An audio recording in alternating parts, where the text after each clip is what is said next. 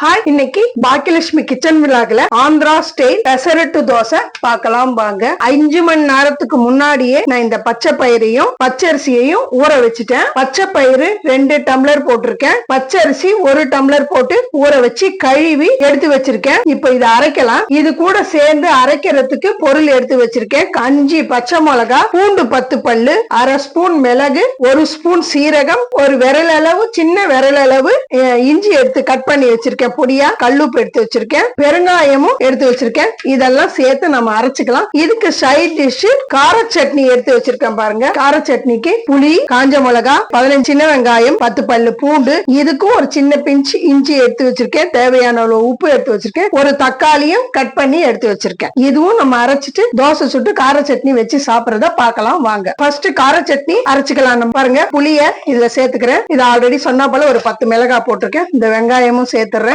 தக்காளி, பூண்டு, இஞ்சி, உப்பு எல்லாத்தையும் மொத்தமா சேர்த்து கொஞ்சம் தண்ணி விட்டு அரைச்சிக்கலாம். இது கொஞ்சமா தண்ணி விட்டு நான் அரைச்சிட்டு வந்துடுறேன்.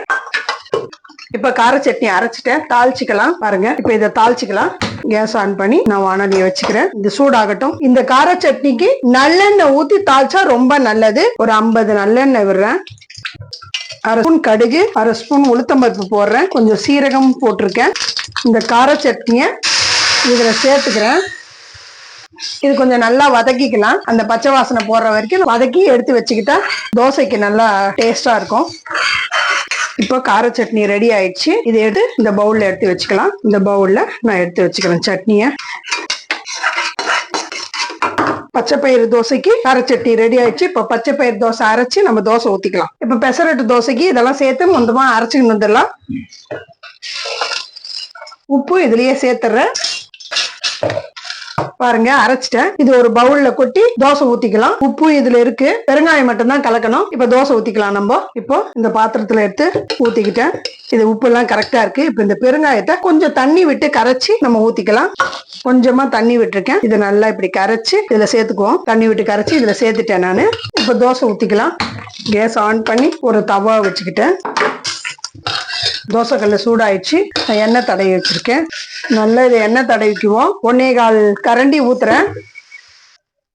இதுக்கு எப்பயுமே கொஞ்சம் எண்ணெய் விட்டா நல்லது. பொடியா கட் பண்ணி வச்ச வெங்காயத்தையும் சேர்த்துக்கிறேன். நல்லா இருக்கும். இப்ப நல்லா சிம்மிலேயே வச்சிருக்கேன். வேகட்டும். திருப்பி போட்டுக்கலாம் நம்ம. இப்ப இது திருப்பிக்கலாம். பாருங்க, அதுவே அழகா வந்துடும். இப்படி திருப்பிட்டேன் பாருங்க. நல்லா சிம்மில வச்சனால கருப்பாவாம நல்லா இருக்கும். இது எடுத்து வச்சிருக்கேன். இதே மாதிரி இன்னொன்னு நான் ஊத்தி காட்டுறேன். 2வது தோசையும் எடுத்து போட்டிருக்கேன் பாருங்க. சிம்மில் வச்சதால கருப்பாவாம இருக்குது. லைட்டா ரெட்டா இருக்கு பாருங்க. இது கொஞ்சம் பொறுமையா நிதானமா நம்ம சுட்டோம்னா நல்லா வரும். நான் அதனாலதான் சிம்மிலே வச்சே செய்யறேன். பாருங்க, 2வது தோசையும் ரெடி ஆயிடுச்சு. 2 தோசை செஞ்சிட்டோம். இப்போ இந்த கார சட்னி வச்சு நாங்க சாப்பிட போறோம். ஆந்திரா ஸ்டைல் பெசரட்டு தோசை செஞ்சிருக்கேன் நானு. கார சட்னி அதுக்கு நல்லா காம்பினேஷன் நல்லா இருக்கும். இது மாதிரி செஞ்சு சாப்பிட்டு பாருங்க, ரொம்ப நல்லா இருக்கும். பாக்கியலட்சுமி கிச்சன் விளாகுக்கு லைக் பண்ணுங்க, ஷேர் பண்ணுங்க, கமெண்ட் பண்ணுங்க, சப்ஸ்கிரைப் பண்ணுங்க. பாய். இது மாதிரி செஞ்சு சாப்பிட்டு பார்த்து கமெண்ட்ல சொல்லுங்க.